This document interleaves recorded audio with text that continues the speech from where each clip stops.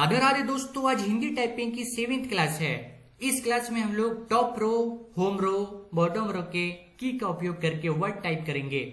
अभी तक जितनी भी क्लासेस हुई है उसमें शिफ्ट की का उपयोग नहीं हुआ है। मैं उम्मीद करता हूं कि आपने अभी तक जितनी भी क्लासेस देखी है वो बहुत अच्छे से फॉलो करी है।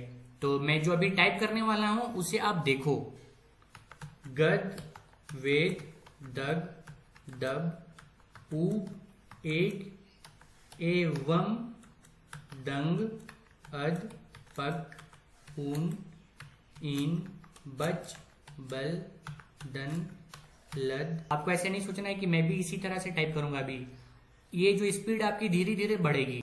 लत, तब, दिल, कुल, मूल, बली, रेल, नील, ओला, लाई, पाई, बाल, आन, बान। अब देखो ग्रे कैसे टाइप करूंगा। गा, अधरा, एक ही मात्रा, गा। अब प्रश्न में टाइप करूंगा पा, अधरा, सा, ना। प्रश्न, प्रकार, ग्रहण, मिस्र, ऐनक, बेसन, गुजर, गूलर, बिजली, अकेली, बिन, ना, बेबस, उपवन, गली, गिरना, बीमार, गबन, जामुन, तितली।